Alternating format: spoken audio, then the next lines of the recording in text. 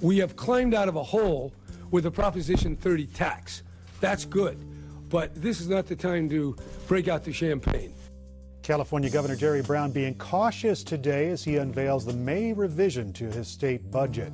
I'm Eric Anderson. A look at the budget update and what educators are saying about it tonight on KPBS Evening Edition. Two of the guys in this picture did not come back. This guy right here. Remembering San Diego's fallen from Vietnam and other wars, we'll tell you about a special project. I'm Amitha Sharma. It's that time of year again. College graduations are getting underway. What can the graduates expect when they hit the job market? And a web show is cooking up some fun lessons for students in City Heights. KPBS Evening Edition starts now.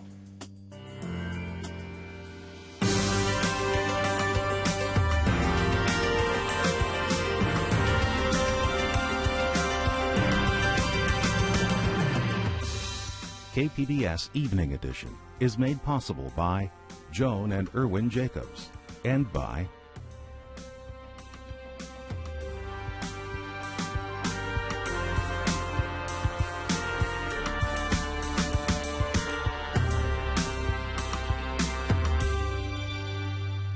Good evening and thanks for joining us. Dwayne Brown is off tonight. Governor Jerry Brown's May budget revise is out, and it's $1.2 billion lower than his original plan from January. That's despite an increase in state tax revenues.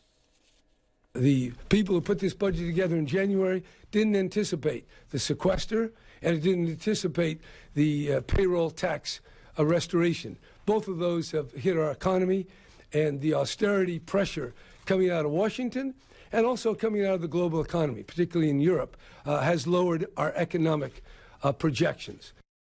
The revised spending plan invests heavily in education for K through 12 and state universities. CalWORKS is also getting more money, but the budget doesn't restore funding for other social programs that were cut in recent years. The advocates of health and welfare programs that have been cut in the last few years are saying it's time to restore that. What's your reaction to that? No. No? No. The money's not there. We have obligations under Prop 98, and we have incredible responsibilities under the Affordable Care Act, and the known unknowns are considerable. And to take a closer look at what the governor's revised budget would mean for San Diego schools, we're joined now by KPBS education reporter Kyla Calvert.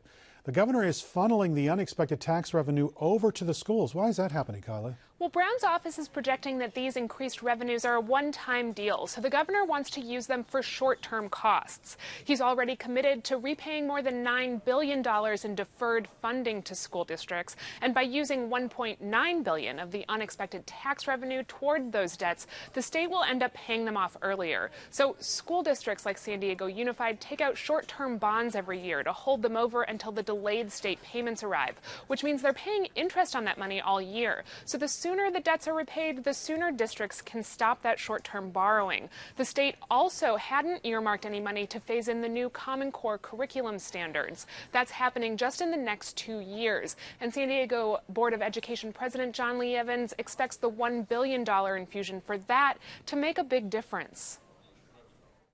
It really takes money to implement it, both in terms of materials, technology, professional preparation, and it's really exciting because the Common Core standards are very much in line with our Vision 2020, which is to have more critical and creative thinkers. Now, the governor's plan to change how the state funds schools has been somewhat controversial. Did he propose any changes to his local control funding plan? The changes he proposed were pretty minor. Brown did include additional accountability measures for counties and the state to monitor whether districts stick to plans to spend state money in a way that boosts academic performance, especially for low-income English learner and foster care students. Right now, the plan would fund school districts on a per-student basis, with funding boosts for each high-needs student. Districts would get another small bump for if more than half of their students were high needs. And some Senate Democrats have supported legislation that would do away with that so-called concentration grant because they say it isn't fair to some suburban and rural districts. KPBS education reporter Kyla Calvert. Thanks, Kyla. The nation's top nuclear regulator says there's been no decision about holding a hearing on restarting the San Onofre nuclear plant. A nuclear licensing panel called for the hearings yesterday, but NRC Chair Allison McFarland says officials are still working out how to best inform the public. But in any event, she says, a decision on restarting the plant won't be made at least until late June. The Justice Department is launching an investigation into IRS actions. Now, the tax agency targeted conservative groups for extra scrutiny when they filed for tax-exempt status. Attorney General Eric Holder says the practice is outrageous and unacceptable, and now investigators have to determine whether any laws were broken. The head Holder is also defending his department's secret review of phone records from the Associated Press. Investigators are looking at 2 months' worth of phone records from AP reporters and editors. He says it was part of an investigation into a grave security leak. I've been a prosecutor since 1976, and I have to say that this is among, if not the most serious, it is within the top 2 or 3 most serious leaks that I've ever seen. It put the American people at risk, and that is not hyperbole. It put the American people at risk. Intrusion into how the head of the AP calls the case a massive intrusion into how news is gathered. And the chair of the Republican National Committee says it trampled on the First Amendment. He's calling for Holder's resignation. PBS NewsHour will have more on both the IRS and AP controversies. That's coming up at 7 o'clock. A new government estimate says this year's federal deficit is going to be lower than projected, $642 billion lower. That number more than $200 billion lower than the last estimate back in February. The Congressional Budget Office says it's because of higher tax revenues and better than expected bailout repayments from Fannie Mae and Freddie Mac. 680,000 civilian defense workers will be getting furlough notices soon. That's part of sequestration. They'll have to take 11 furlough days this fiscal year. Defense Secretary Chuck Hagel says it was a choice between furloughs or cutting training and flight operations. The Navy says it made its first test of launching an unmanned drone from the deck of an aircraft carrier. The X-47B took off from the George H.W. Bush in the Atlantic. The Navy said today's test flight will help it develop its drone program. It's homecoming day for the USS Peleliu and the rest of her amphibious-ready group. The 3 ships wrapped up an 8-month deployment this morning. Their commander says they got a lot done in that time, from maritime security operations to military exercises with forces from several Middle Eastern nations. San Diego veterans are looking for more pictures of the local men and women who died in the Vietnam War. It's part of an effort to give extra life to the names on the Vietnam Memorial Wall in Washington, D.C. Some faces are serious, some smiling. Most are shown in their military uniforms, but all are memories of those who made the ultimate sacrifice during the Vietnam War. George Worthington survived more than 44 months of duty there. He says the photographs are important reminders. I see there, but for the grace of God go I. And I lost a lot of good friends over in Vietnam at the time, and acquaintances and SEALs that I've served with. You know, people go when they die. The only thing that's left is a photograph and the name of the wall for the Vietnam. Worthington applauds the effort to find a picture for every name on the wall. He says that turns the names into people, people with families, people with stories. 2 of the guys in this picture did not come back. Charles Carter brought a handful of Polaroids home from the war. He says they serve as reminders about a place and time far away.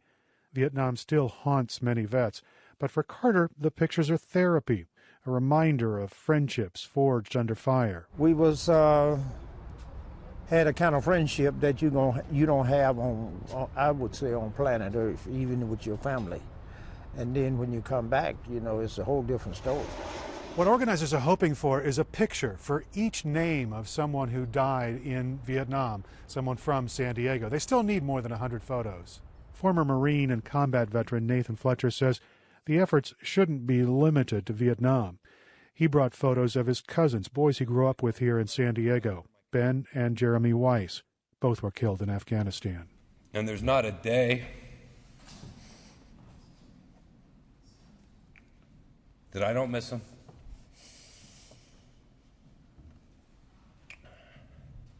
And with or without a photo, I'll never forget what they looked like. But now, because of this, everyone else will know. There are more than 58,000 names on the Vietnam Memorial. Pictures have been donated for more than half of those names. The photos and other memorabilia are due to go on display at a yet-to-be-built education center near the wall.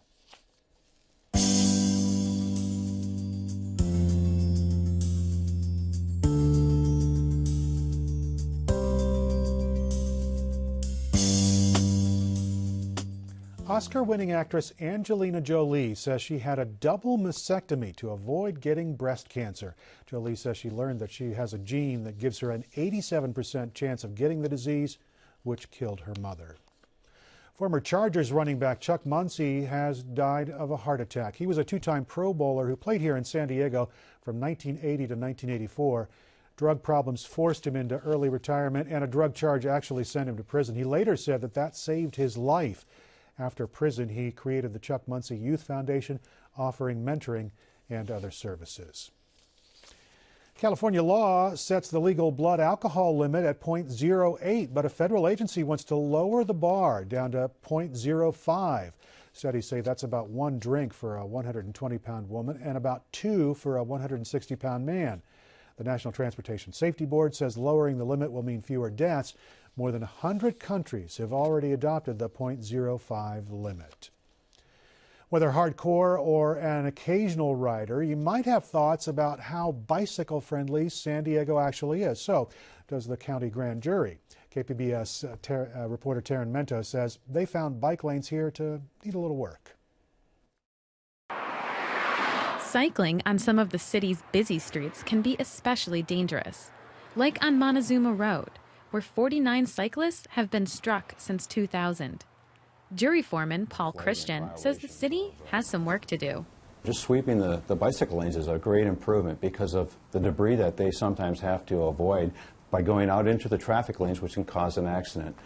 Nationwide, the statistics state that 97% of all bike and automobile mishaps happen outside of a bicycle lane. So we'd like to keep the bicyclists in the bicycle lanes to keep them safer. The grand jury report also recommends opening a city bicycle office, separating bicycle from vehicle lanes, and increasing the enforcement of traffic laws. We found out that through January to August of 2012, there was only 52 citations. And I think we all see bicyclists violating the California traffic code nearly on a daily basis. Samantha Ollinger is the executive director of Bike SD and an avid cyclist. She was ecstatic about the report and says many of the recommendations fall in line with hers. The fact that the grand jury is taking a notice of this speaks to the fact that how important of an issue this is from an overall city livability perspective. The mayor has 60 days to respond to the report, but Ollinger says she's going to bring it up with him the next chance she gets. Taryn Mento, KPBS News. Graduation ceremonies are due to take place this weekend on college campuses all around San Diego County, but many of those graduates are going to be looking ahead to what the job market has to offer. Amitha Sharma has a look.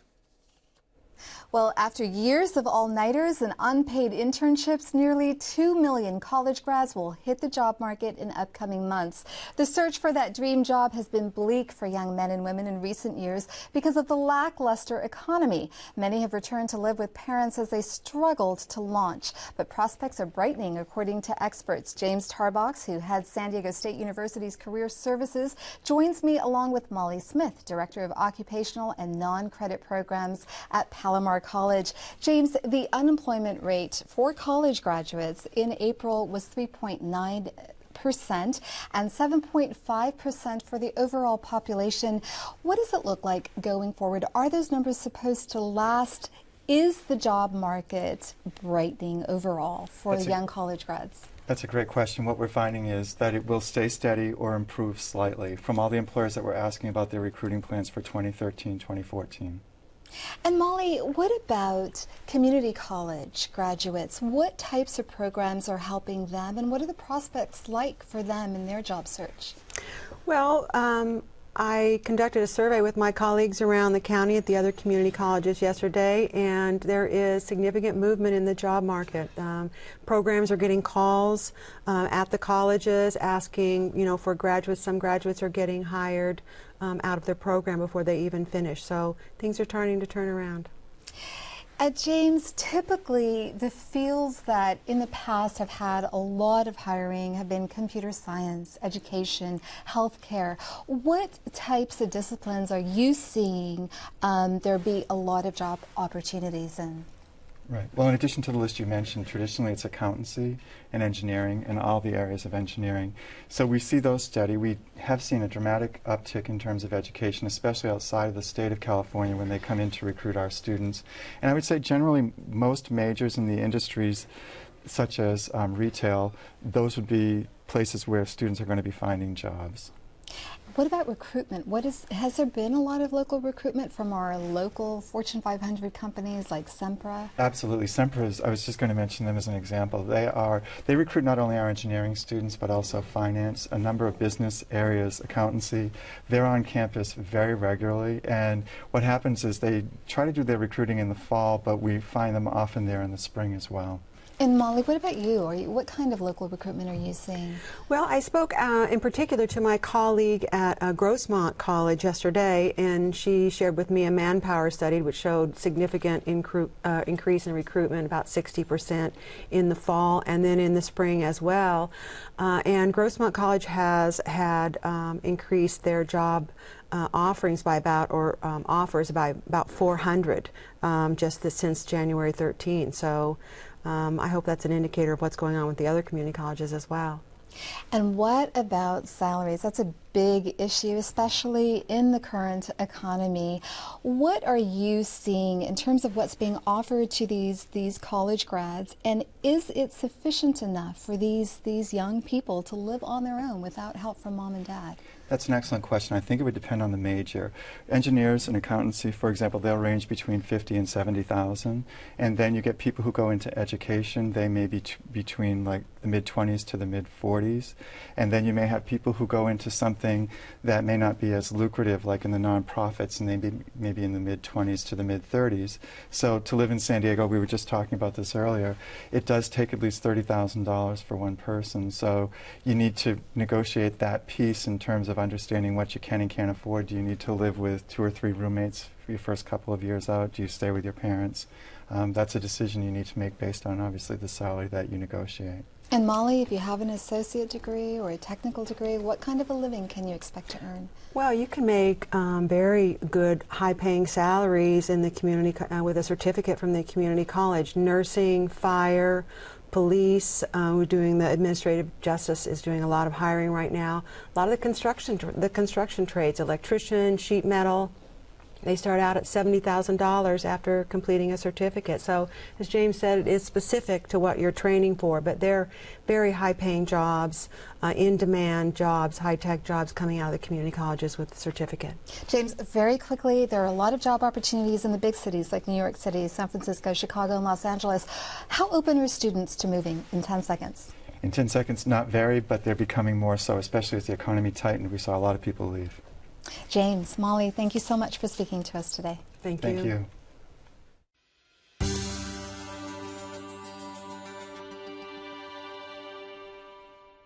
Crawford High School in City Heights is one of the most diverse schools in the nation, with students from Vietnam, Cambodia, Mexico, Somalia, among other nations. So just think about what a school-wide potluck might look like. Cal State San Marcos professor dreamed up a way to share some of that culinary richness while capitalizing on America's obsession with cooking shows. Jill Replogle has that story. Cut both the sweet potatoes and apples into smaller chunks. Mics and cameras are in place, white aprons and stick-on mustaches on. This group is ready to film a high school cooking show. Sweet potato pie, scene 2, take 2. What's with the mustaches? Well, it's high school. We have mustaches because it's cool. The kids thought it would lighten up the show. Today we're making a sweet potato and apple pie, which is our version of a traditional soul food dessert. The show is called Cooking It Up. It lives as a series of webisodes. Christine Diekman, a professor at Cal State San Marcos, is behind the project. Because this will be on the website, right? So they pick a recipe from their culture. We discuss it as a group. We usually do a test of it and then taste test it with different kinds of substitutions, and out of that we write the script together with the youth. and then they actually show what they're cooking on camera. Diekman students from Cal State San Marcos serve as mentors and tech support. Camera rolling. For the Crawford High School students, it's an internship where they learn video production, graphic design, nutrition, and, of course, cooking. A lot of them just wanted to learn how to cook. So many of them come from families, very busy families, and they are responsible for cooking nutritious foods within their homes. So they really wanted to learn basics of cooking. How to chop an onion, how to handle and store food safely, how to make it good for you. Crystal Gillespe is one of the Crawford High students working on the show. I cook a lot at home, and my grandmother runs a daycare, so the idea of finding healthy ways to make snacks was really great, because then that's something else I can do for the kids that's interesting. The students take turns working in different roles in show production, directing, manning the cameras and microphones. For the brave ones, trying out their best Admiral in front of the camera. Bam! Chopsticks! Some of the students are from families who recently came to the U.S. as immigrants and refugees. They've brought traditional recipes and cooking smarts to the show. And something else, a connection to food through history and stories. In this episode, the students are making green papaya salad. Nathan got the recipe from his grandparents who lived in Cambodia during the bloody rule of the Khmer Rouge. Nathan tells their story on the Cooking It Up website. Their long friend, he became a monk because his parents were killed during that regime. And he really liked papaya salad. So then they decided to start bringing papaya salad always to him because he didn't really have nobody except for us. And students from immigrant families bring something else to the program. Generally, good eating habits. Researchers have found that immigrants tend to be in better shape when they arrive in the U.S. than Americans. It's known as the healthy immigrant effect. Healthy eating practices are still alive here. But as the youth become more and more acculturated, and I can see it with this group of youth, they're starting to eat more junk food. Diekman says this is the time to get them, to encourage them to carry on their traditions and learn from each other. And the last thing you need are some tostadas. So what you want to do is get a big piece and a small piece. And you're going to use a small piece to scoop up some ceviche onto the tostada. Thanks, Jessie.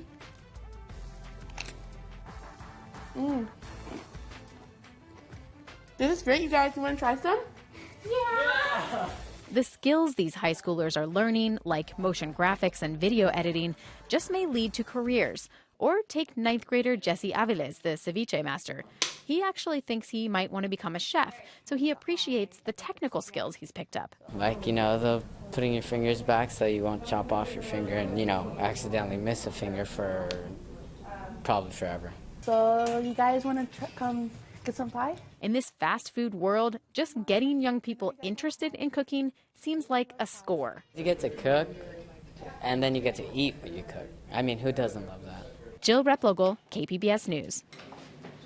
And then you get to eat. Now you can watch all the episodes of the Cooking It Up at cookingitupshow.wordpress.com. You can also get the recipes there and learn about the people and organizations involved in the project. I'm Judy Woodruff on the next News Hour, getting American cities ready to cope with big disasters. That's Tuesday on the PBS News Hour.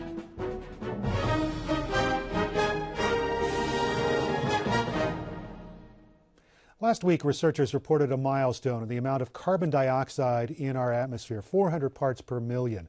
And some scientists are working to measure the carbon footprint in one of the smoggiest cities in the nation, our neighbor to the north, Los Angeles. The story from Raquel Maria Dillon of the Associated Press. Scientists wanted to measure the carbon footprint of major metropolitan areas.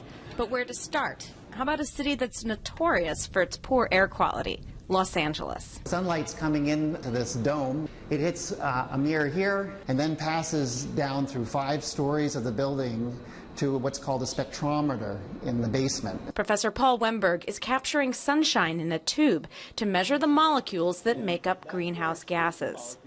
His colleague from NASA, Riley Duran, shoots a laser into the sky to measure microscopic dust in the air. Data comes from cars roaming the freeways and surface streets of LA, stationary instruments at key locations sniffing the air across the basin, airplanes and satellites that beam data back to Earth. Downtown Los Angeles is just on the other side of this mountain. This is Mount Wilson, a historic radio array and telescope site a mile above the basin. And from here, it's all haze. It's really hard to tell with all the smog. Every time Los Angeles exhales, these instruments are perfectly placed to test for greenhouse gases. Los Angeles is essentially a giant laboratory for climate studies. We have 18 million people over about 4 counties, lots of freeways. Researchers won't be able to pinpoint carbon sources down to the individual street or landfill, but they should be able to tell if switching buses from diesel to alternative fuels has any effect. Answering direct policy or decision-related questions that policymakers at the level of local governments are asking. Raquel Maria Dillon, The Associated Press, Pasadena, California. San Diego is getting some relief from the heat. Coastal temperatures are going to drop into the upper 60s starting tomorrow. For the inland valleys, partly cloudy skies tomorrow, then overcast later in the week. Mountain temperatures will be in the low 70s. The desert also getting a cool down, but windy conditions are expected by the end of the week.